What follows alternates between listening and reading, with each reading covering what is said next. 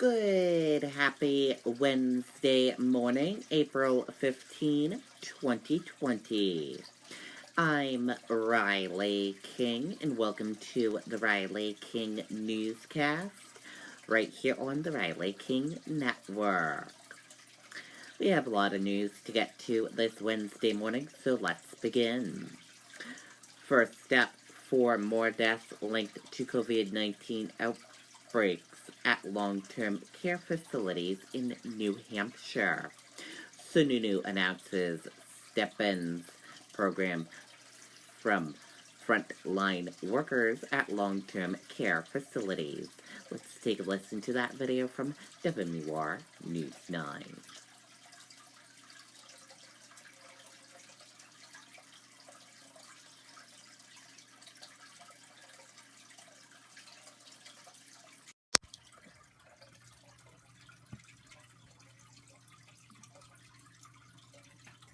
Bell-Tate's building supply has been classified an essential business, and we take this responsibility very seriously. Now you have the option to place your orders via phone or email to orders@belltates.com for free delivery or curbside pickup. Stay safe because you matter to us. More than half of COVID-19 fatalities in New Hampshire have occurred at long-term care facilities. 4 additional deaths were announced today. 3 at Hanover Hill Healthcare Center in Manchester, and 1 at Huntington Place in Nashua. Those are confirmed as of today. That is not recent passings, but as we've talked about before, sometimes it takes several days to get the confirmation of death. To help stop the spread of the virus at these facilities, the state is partnering with Convenient MD to expand testing for workers.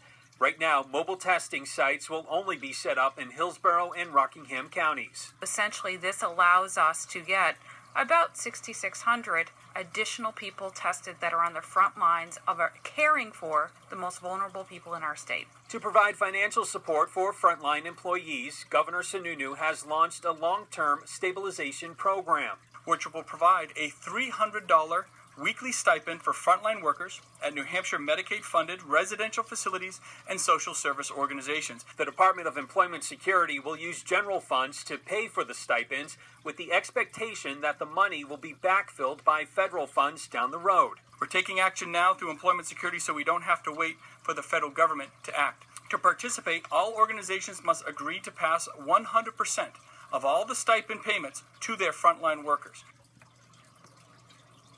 And now those organizations can file an application through an online portal that is set to go live tomorrow. The governor says, to his knowledge, New Hampshire is the only state offering this program. Live here in Concord, I'm Tim Callery, WMUR News 9. Okay, and there you go on that video and that report. And now let's take a look at your COVID-19 in New Hampshire, what you need to know. And here is a look at that COVID-19 information, what you need to know. There are 1,091 number of people in New Hampshire who have tested positive for COVID-19. 586,377 number of people in the United States who have tested positive. 27 number of deaths from COVID-19 in New Hampshire. 163 number of people who have been hospitalized with COVID-19 in New Hampshire. And 23,649 number of deaths from COVID-19 in the United States. This map of New Hampshire shows you where the cases of COVID-19 are in the towns and cities of New Hampshire. In Nashua, 100 cases of COVID-19. In this graph of New Hampshire, this graph here, new cases each day in New Hampshire. In the purple, daily new positive cases. In the orange, new hospitalizations. And in the red are the deaths. And your common symptoms: fever, cough, and difficult breathing. How it spreads, and prevention tips. Be sure to stay with the Riley King Network for the latest of your COVID-19 information. Workers at long long-term care facilities in 2 New Hampshire counties to be tested for COVID-19. State officials say testing will determine whether asymptomatic workers infected. Let's take a listen to that video from WMUR News 9.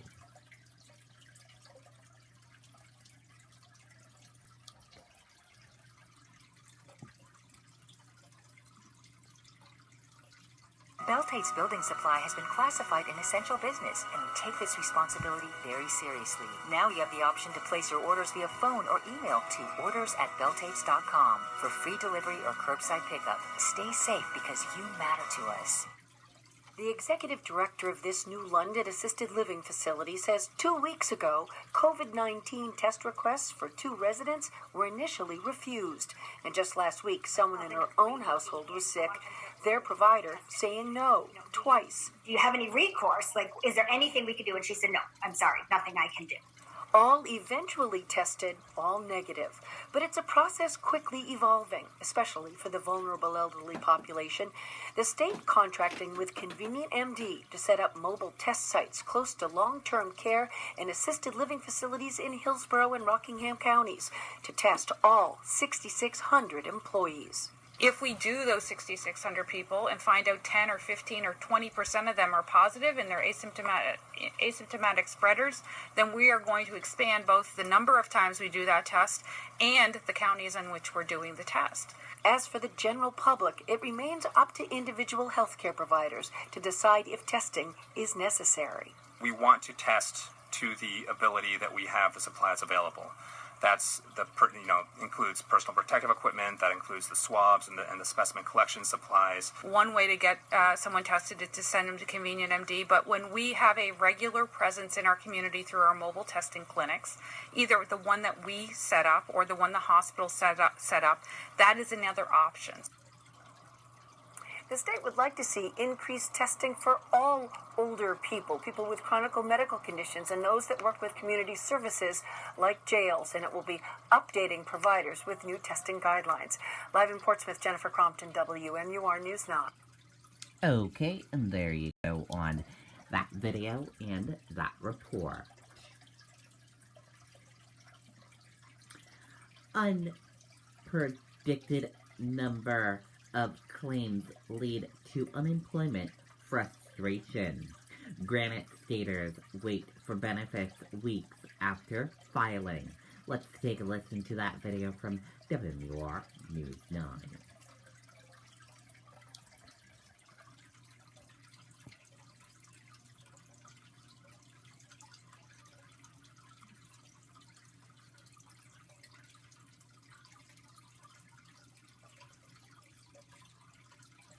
So many things you can count on.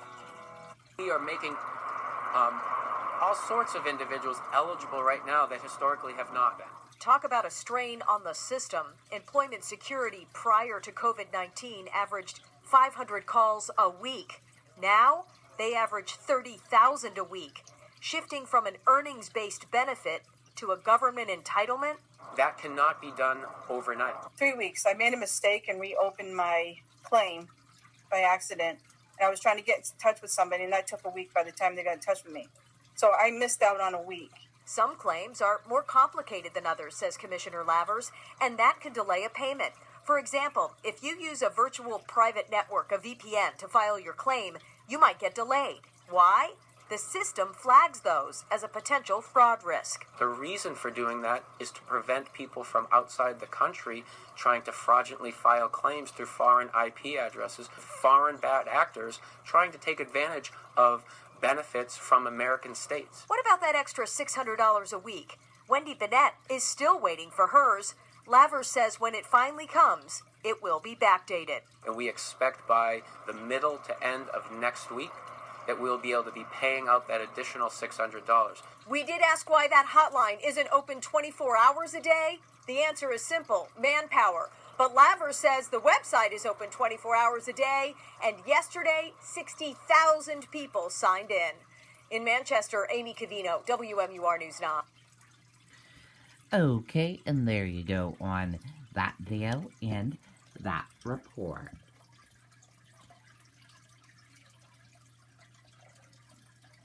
New Hampshire airports to receive $15.2 million in federal CARES Act funding. Congressional delegation says more than $12 million slated for Manchester-Boston Regional Airport in response to the coronavirus pandemic. Let's take a listen to that video.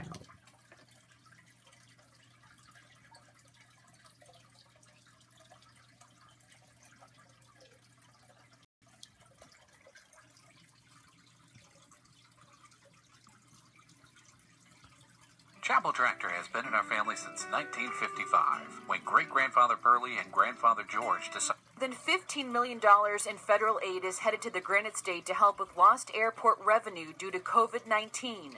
Part of the president and the administration's focus on ensuring that folks in the transportation industry retain their jobs, that businesses that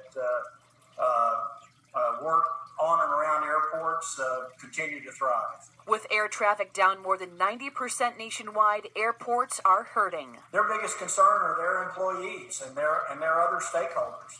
You know, they run businesses just like private businesses, and the way that the work gets done is through the folks that are on the payroll. Manchester-Boston Regional Airport will receive $12 million to help pay for things like payroll, utilities, and debt payments. $3 million will go to 13 other airports in the state. Seeing something like this occur and having the duration be such an unknown right now, that's the part that is concerning to a lot of airport managers. Is just when will we return to normal? And while concerns about the unknown remain, those in the airline industry are trying to stay positive. The fundamentals of the market remain strong, and I'm going to be optimistic about the market once we get on the other side of the pandemic. Right now, federal officials are deciding whether or not additional funds will be provided depending on how long the pandemic lasts for. Reporting from the Manchester-Boston Regional Airport, Kristen Carosa, WMUR, News 9. Okay, and there you go on that video and that report.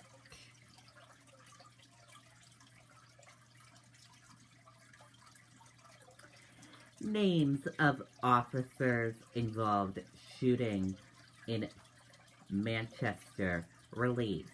Carl Manning, 62, died in officer-involved shooting on April 15th. Let's take a listen to that video.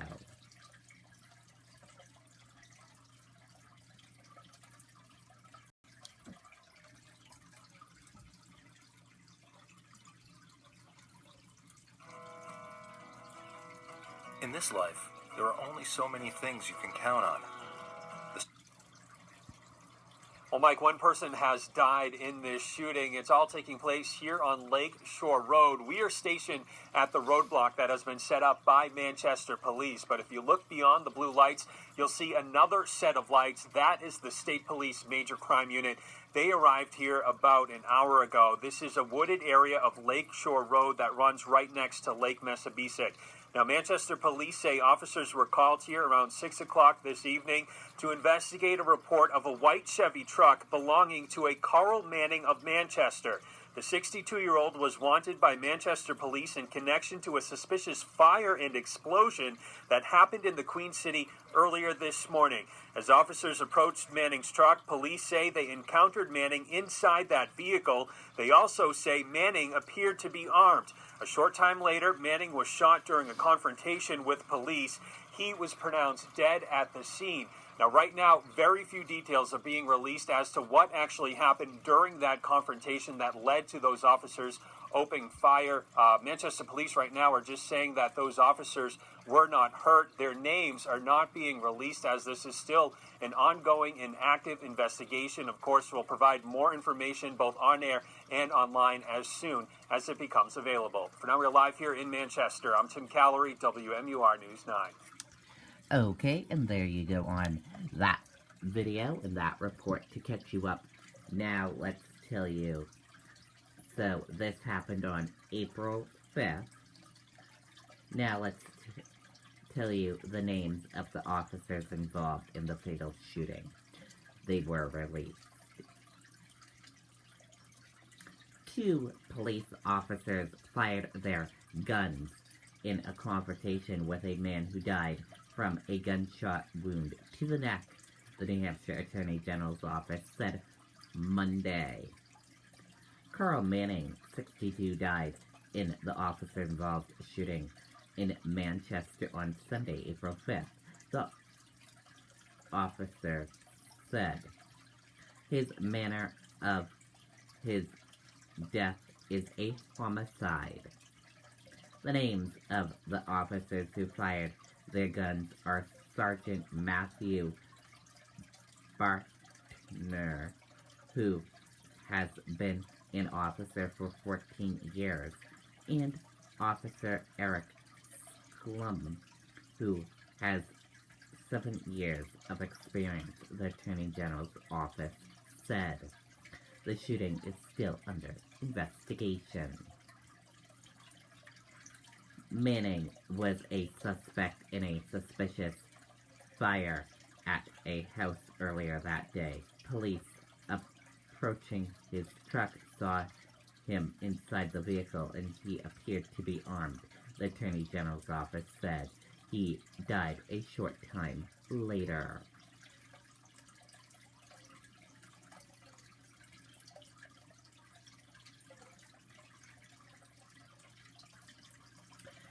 Stock features point to a lower open as earnings worries about the economic weigh on the market. Stock features were lower in early trading Wednesday following a big rally in previous session fueled by optimistic that the coronavirus outbreak is improving in the U.S. Doctor cleans room for hospital housekeeper. Let's take a listen to that video from ABC News.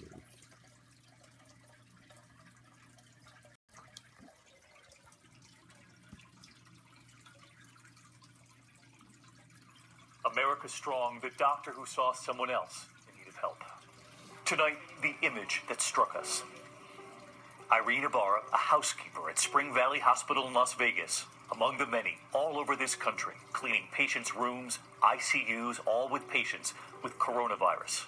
And in this moment, one of the doctors, Dr. Kevin Sui, saw Irene about to go into one of his patients' rooms to clean. He said, "Let me do it for you."